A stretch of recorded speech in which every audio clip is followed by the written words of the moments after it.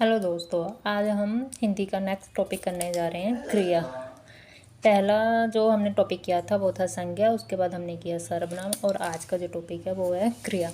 क्रिया क्या होती है? कह रहा है किसी काम के करने या होने के बोध कराने वाले शब्द। मतलब अगर जो टाइम का, क्रिया का मतलब है टाइम, जो मतलब कि कोई काम हो रहा है, किस टाइम पे हो रहा है उसको हमें बता रहा है, तो उसे हम क्या कहते हैं? क्रिया कहते हैं।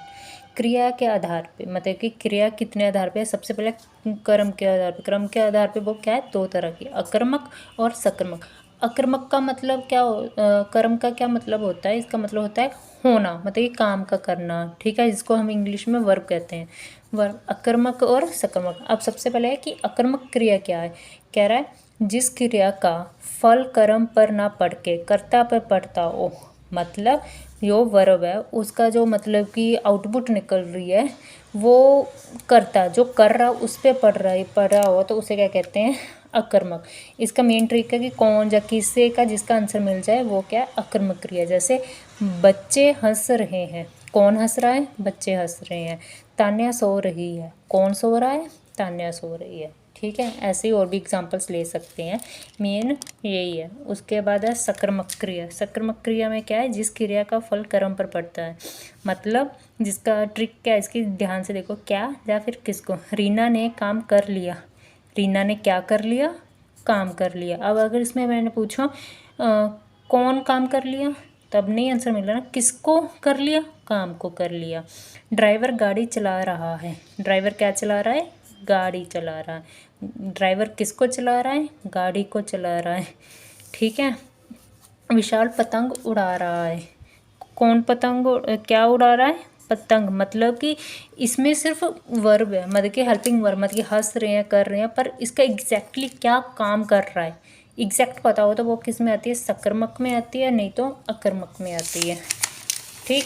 उसके बाद सकर्मक क्रिया के भेद कौन से होते हैं? एकर्मक और द्विकर्मक। एक का मतलब जिसमें सिर्फ एक कर्म होता हो, और द्विकर्मक में जिसमें दो कर्म होते हो। जैसे पिताजी अखबार पढ़ रहे हैं। एक तो है कि पिताजी पढ़ रहे हैं, एक हो गया, एक क्रिया हो गई। पर पिताजी अखबार को पढ़ रहे हैं मतलब दो हो गई। मजदूर पुल बना रहे हैं। ठीक है। इसकी ट्रिक क्या है कि उसको लिखो क्या के साथ साथ किसे, मतलब कि दोनों में से किसी का भी उत्तर मिल गया वो क्या होती है? एक। दिक्कत में क्या है कि दोनों का आंसर मिलना चाहिए। अगर आप क्वेश्चन पूछोगे क्या और किसे, दोनों का आंसर मिलना चाहिए। वो कौन से थे? दिक्कर्मक क्रिया। दो कर्म होते हैं मेन। जैसे माली पौधों को पानी से सींच रहा है। माली क्या सींच रहा है? क्या कर रहा है? पानी से सींच रहा है। किसे? पौधों को। नर्स रोगी को दवा खिला रही है। क्या खिला रही है? दवा। किसे खिला रही है? रोगी को। ठीक है। ये तो मेन है जो आज तक हम पढ़ के आते हैं कि अकर्मक और सकर्मक, और ये तो कर्म के आधार पे थे। अब अगर क्रिया के आधार पे बोला जाए, क्रिया के आधार पे कौन से हैं वो? सामान्य क्रिया, संयुक्त क्रिया, नाम धातु क्रिया, प्रेरणार्थक क्रिया, पूर्वकालीन और अनुकरणात्मक क्रिया। ठीक है। अब इनके बारे में थोड़ा थोड़ा देख लेते हैं। सामान्य क्रिया। सामान्य क्रिया क्या है?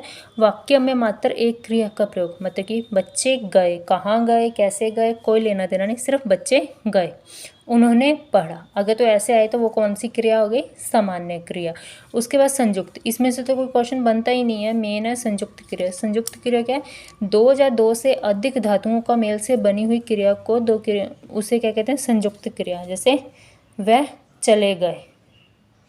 अब देखो, वह गए भी तो हो सकता था, पर वह चले गए मतलब कि जा चुके हैं। बच्चे पढ़ने लगे। ठीक है।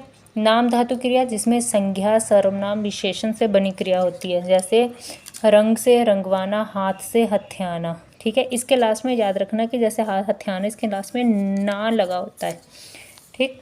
उसके बाद प्रेरणात्मक क्रिया, कार्य स्वयं ना करके किसी अन्य से काम करने को प्रेरित करना।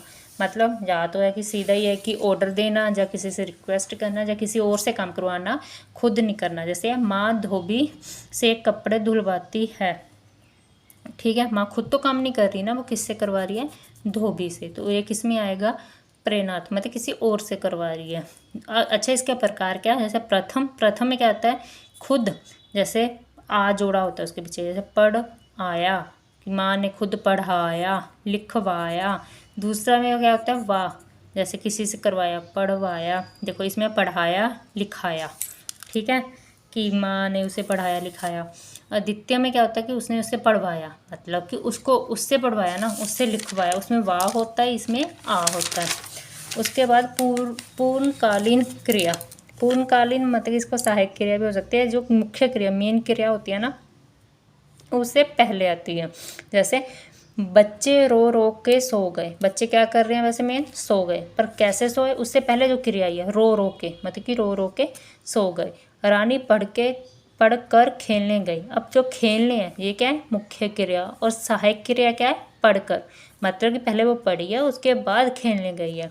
लास्ट वो कौन सी है, अनुकरात्मक क्रिया। मतलब इसमें क्या होते हैं, इनका कोई मतलब नहीं होता, अटपटे शब्द होते हैं, ठीक है। जैसे बड़बड़ से बड़बड़ाना, हिन हिन से हिन हिनाना, खिलखिल से खिलखिलाना, भिन भिन से भिन भिनाना, तिलमिल से तिल मिलाना, ठीक है।